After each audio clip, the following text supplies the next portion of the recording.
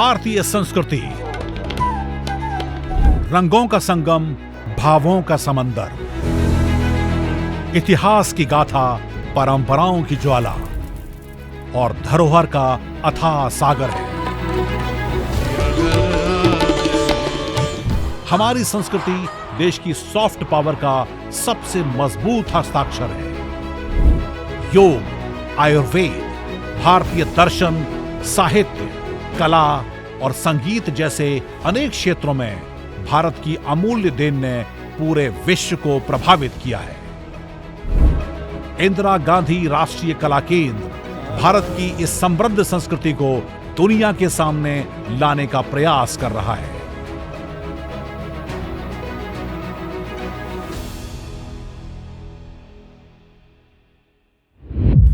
नमस्कार, स्वागत है आप सभी का हमारे साप्ताहिक प्रोग्राम संस्कृति संवाद में। मैं हूं आपके साथ नमिता। अनूठी परंपराओं, कला, संगीत और साहित्य ने सदियों से भारतीय सभ्यता को जीवंत रखा है। यहाँ की हर परंपरा, हर विरासत हमारे समाज और जीवन में एक नई ऊर्जा भरती है। यही हमारी पहचान है और संस्कृति संवाद का उद्देश्य है इसी समृद्ध धरोहर से आपको परिचित करवाना। इसके माध्यम से हर हफ्ते हम आपको भारतीय संस्कृति के विभिन्न रंगों और प्रेरक पहलुओं के साथ रूबरू करवाते हैं। तो आइए शुरुआत करते हैं अपने प्रोग्राम की और सबसे पहले एक नज़र डाल लेते हैं एपिसोड की झलकियों पर। केंद्रीय संस्कृति मंत्रालय ने एक भव्य महाकुंभ कलाग्राम स्थापित किया है।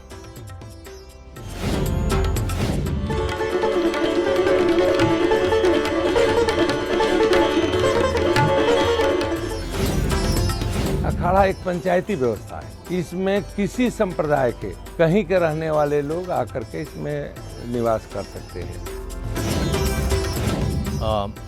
तो ये कि कुछ भी जानने समझने के लिए भाषा समृद्ध होनी चाहिए।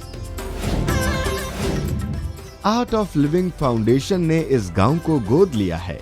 इसके संस्थापक श्री रविशंकर हैं।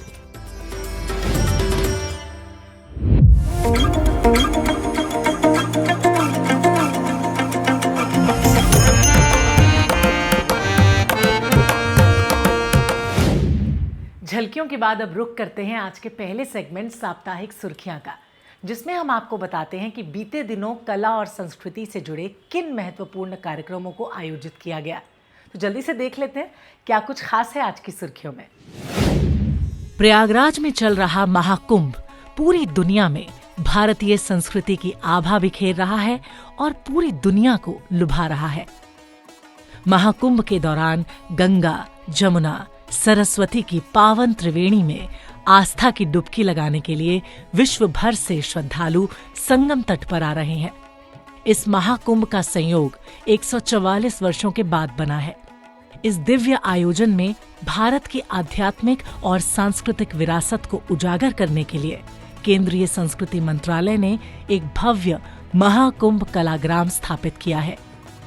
इस कलाग्राम का उद्घाटन माननीय केंद्रीय संस्कृति एवं पर्यटन मंत्री गजेंद्र सिंह शेखावत ने किया। ऐसा एक प्रवेश द्वार जिसमें 12 ज्योतिर्लिंगों को दर्शाया गया है।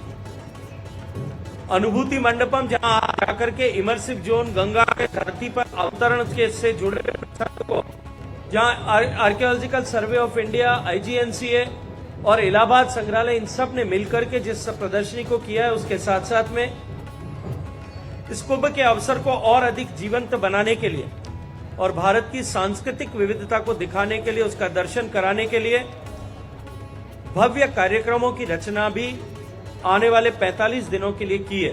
भारत सरकार के संस्कृति मंत्रालय के विभिन्न शिल्प परंपराओं और कला परंपराओं का प्रतिनिधित्व करने वाले सारे ऐसे विभिन्न कलाओं के और हस्तकलाओं के कलाकार भी यहां अपना प्रदर्शन करेंगे।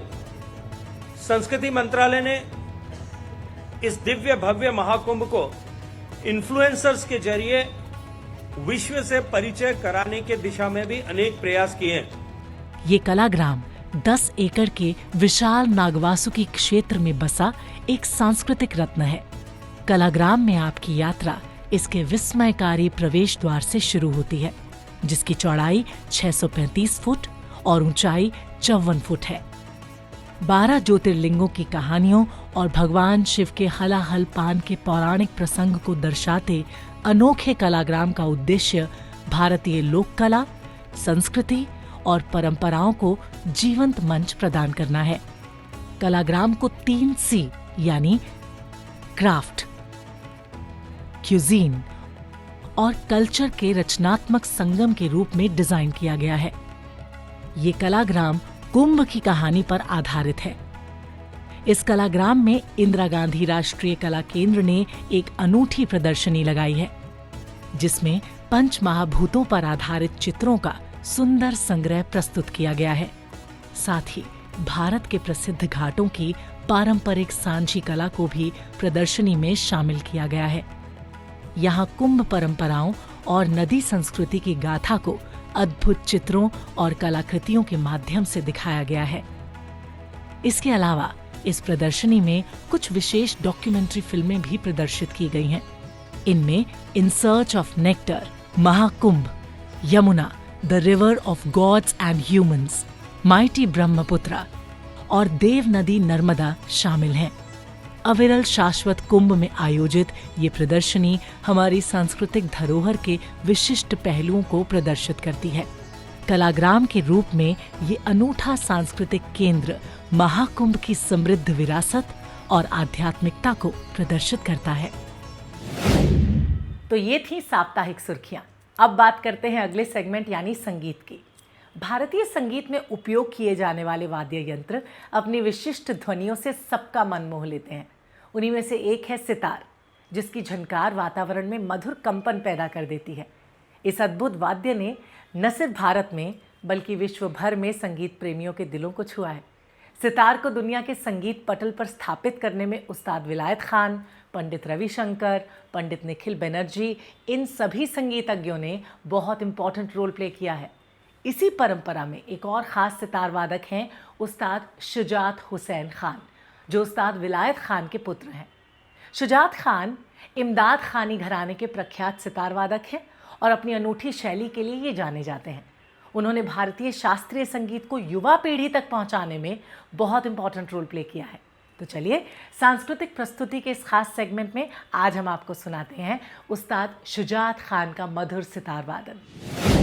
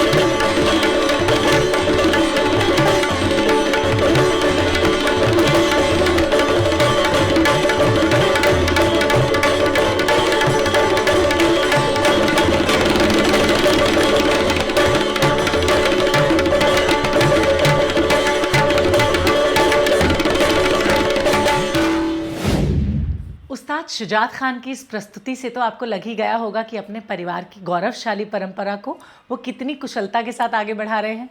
अब हम आपको ले चलते हैं कार्यक्रम के अगले सेगमेंट की तरफ। इन दिनों प्रयागराज में चल रहा है महाकुंभ मेला, जो लाखों करोड़ों श्रद्धालुओं की आस्था का केंद्र है। महाकुंभ भारतीय संस्कृति का अद्भुत प्रतीक है। यहाँ लोग पवित्र स्नान, आध्यात्मिक अनुभूति और सांस्कृतिक आयोजनों में हिस्सा लेकर अपनी आस्था प्रकट कर रहे हैं। महाकुंभ का सबसे बड़ा आकर्षण अखाड़े होते हैं, जो सबका ध्यान अपनी ओर खींच रहे हैं। भारत में अखाड़े 4 प्रकार के हैं: शैव संप्रदाय के अखाड़े, वैष्णव संप्रदाय के अखाड़े, उदासीन अखाड़े और निर्मल अखाड़े। इन चारों में कुल 13 अखाड़े हैं। पिछले एपिसोड में हमने आपको अखाड़ों पर आधारित डॉक्यूमेंट्री फिल्म से शैव संप्रदाय के आवाहन और अटल अखाड़े के कुछ अंश दिखाए थे। वैष्णव संप्रदाय में 3 अखाड़े हैं: निर्मोही, निर्वाणी और दिगंबर। आज सिने सर्कल के इस खास सेगमेंट में हम आपको दिखाएंगे अखाड़ों पर आधारित डॉक्यूमेंट्री के कुछ अंश, जिसमें निर्मोही अखाड़े के बारे में दिखाया गया है। आइए देखते हैं।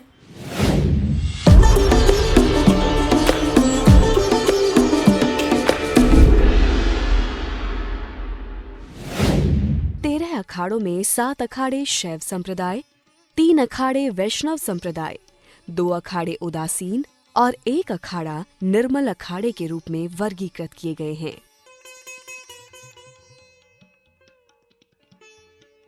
अखाड़ा एक पंचायती व्यवस्था है। इसमें किसी संप्रदाय के कहीं के रहने वाले लोग आकर के इसमें निवास कर सकते हैं। यहाँ जात पात भेद भाव से रहित है ये अखाड़ा।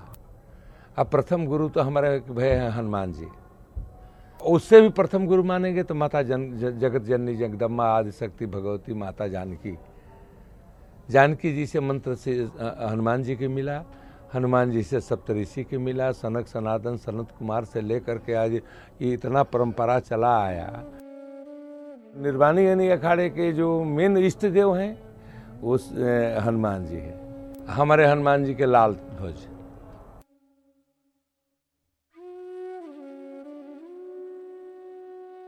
न कोई बता सकता है कि कब से कुंभ लगता है।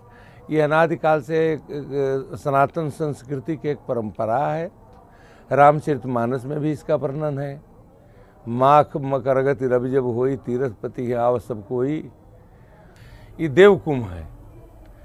इसमें जो जितने देवता हैं, यहाँ से लेकर के हिमालय से लेकर के शंकर से लेकर के पार्वती से लेकर के और जितने सिद्ध पुरुष हैं, हम लोगों के 84 धुना है जो हिमालय के और आगे जहाँ पर मनुष्य के आवागमन भी नहीं, वहाँ तक सारा सिद्ध मंडली इस देव मेला में आता है। ये देव मेला है। ये अपने आप लगता है तिथि और मिति के अनुसार।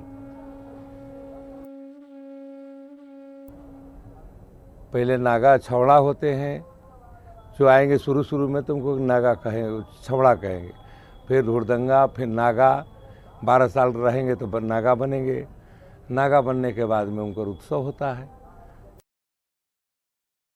एक देखिए जो हम लोग ये तिलक लगाए, ये बिंदी है, ये हमारे क्या राम प्रसादाचार्य जी भय है एक महात्मा। पहले हम लोग भी लाल सिरी लगाते थे। एक यहाँ पर हनुमान जी मानते हैं, यहाँ ये तिलक लगाते हैं हनुमान जी के। यहाँ पर माता जानकी, इधर बाएं तरफ से लक्ष्मण जी, इधर राम जी। तो ये हो गया भगवान के तिलक।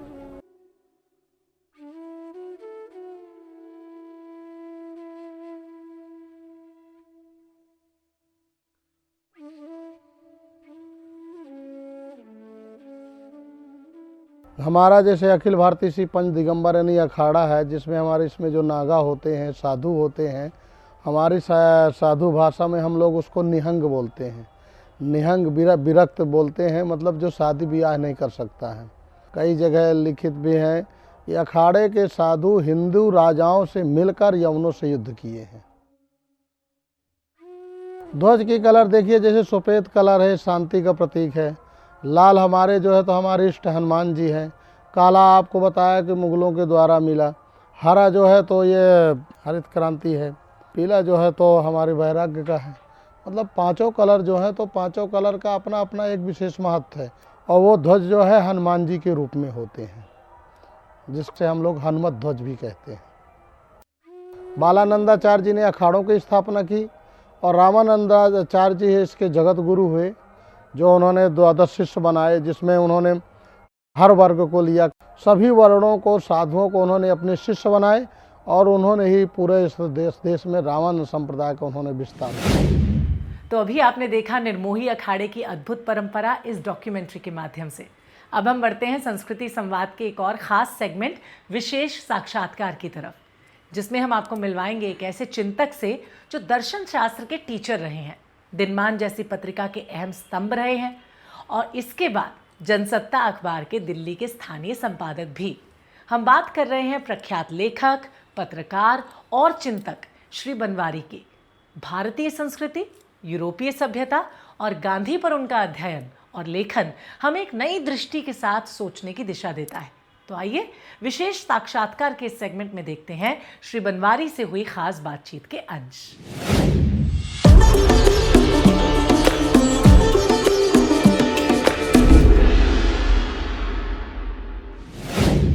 आपके व्यक्तित्व के निर्माण में आपका बचपन, आपकी पारिवारिक पृष्ठभूमि का भी बड़ा योगदान रहा है। तो मेरा सामान्यतः मेरा परिचय पत्रकार के रूप में ही दिया जाता है, लेकिन पत्रकारिता में सबसे अधिक समय रहने के बावजूद वो मेरा मुख्य क्षेत्र कभी नहीं था। मेरी रुचि पढ़ने लिखने में थी शुरू से। अगर मैं अपने बचपन को याद करूं तो उसमें कभी शायद ये सवाल आया ही नहीं था कि मुझे क्या कैरियर चुनना है, क्या बनना है। जी। मैं स्वतंत्रता मिलने के थोड़े समय बाद ही पैदा हुआ था। बड़ा आदर्शवादी समय था। परिवार में, देश में, समाज में, धर्म में निष्ठा होनी चाहिए, ये संस्कार मिले थे। अपने परिवार के बारे में मैं इतना कह सकता हूँ कि न तो वो राजनीतिक था और न वो अराजनीतिक था।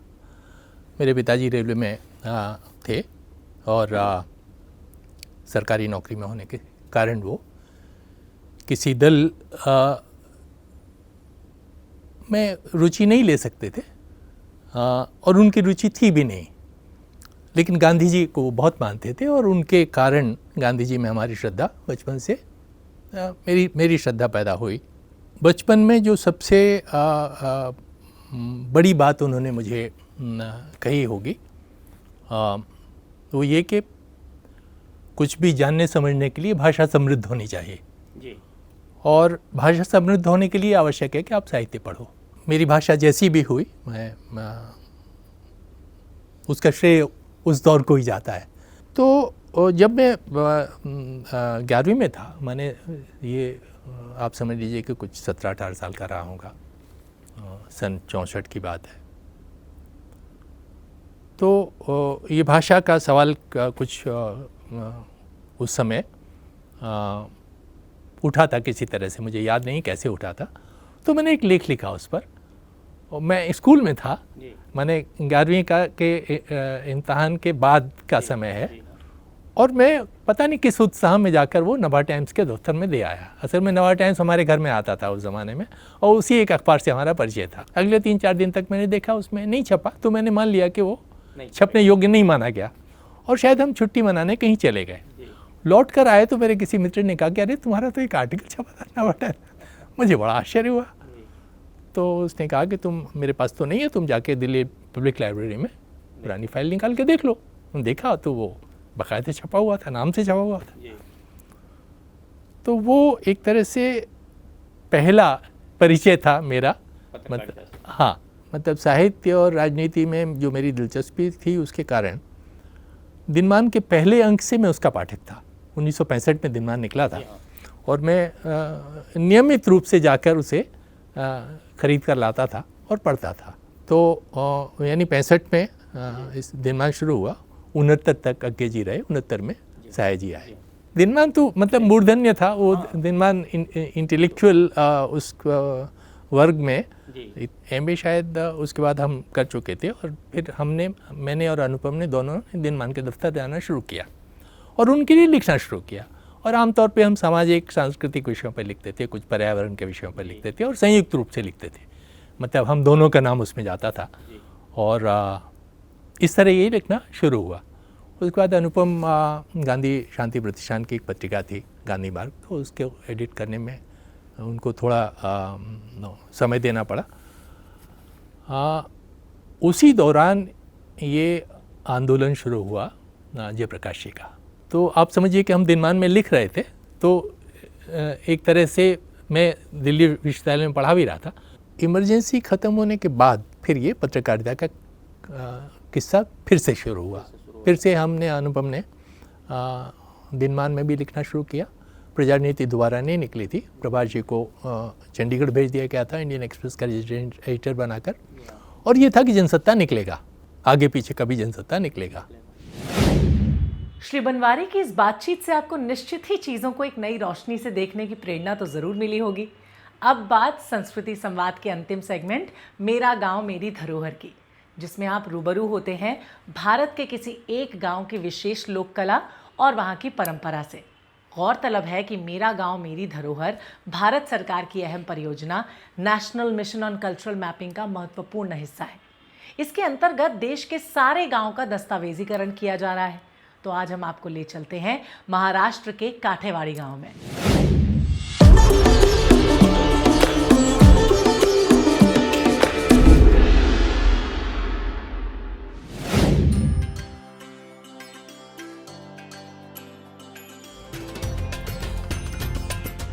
काठेवाड़ी एक खूबसूरत गांव है जो प्रमुख रूप से अपनी कलाकृतियों और शांति के लिए जाना जाता है।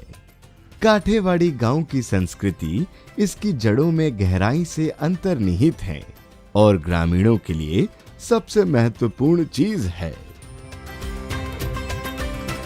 काठेवाड़ी महाराष्ट्र में स्थित एक मध्यम आकार का गांव है जिसमें कुल 134 परिवार रहते हैं। इस गांव का कुल भौगोलिक क्षेत्रफल 280 हेक्टेयर है। ये गांव 500 साल पुराना है। शिक्षा के उद्देश्य से गांव में कक्षा 1 से कक्षा 7 तक के छात्रों के लिए एक प्राथमिक विद्यालय है। पानी की आपूर्ति, बिजली, गैस की आपूर्ति, इंटरनेट और स्वच्छता सुविधाओं जैसी सभी बुनियादी सुविधाएं गांव में बहुत अच्छी तरह से तैयार की गई हैं। सभी प्रमुख आर्थिक गतिविधियों के लिए काठेवाड़ी का निकटतम शहर देगलूर है, जो लगभग 9 किलोमीटर दूर है। गांव के पास परिवहन सुविधाएं उपलब्ध हैं। प्रसिद्ध दुकान के बगल में गांव का एक मुख्य मंदिर है। पुरुष और महिलाएं अपने घरों से बाहर सत्संग के लिए इकट्ठा होते हैं। आर्ट ऑफ लिविंग फाउंडेशन ने इस गांव को गोद लिया है और इस गांव के जीवन के मॉडल को बदल दिया है। इसके संस्थापक श्री रविशंकर हैं।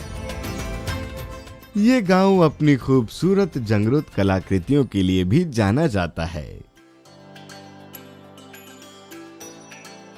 गांव की विरासत और संस्कृति वास्तव में शुद्ध और देखने लायक है। उम्मीद है कि संस्कृति संवाद का ये एपिसोड आपको पसंद आया होगा। फिर भी आपके सुझाव हमारे लिए इंपॉर्टेंट हैं, तो अपने सजेशंस आप हमें इस ईमेल आईडी पर भेज सकते हैं। आपसे फिर मुलाकात होगी प्रसार भारती के इसी मंच पर IGNCA के विशेष शो संस्कृति संवाद में, जिसमें हम आपका परिचय करवाएंगे भारत की बहुरंगी संस्कृति से। फिलहाल मुझे इजाज़त दीजिए और आप अपना बहुत अच्छे से ध्यान रखिए। हाँ, नमस्कार।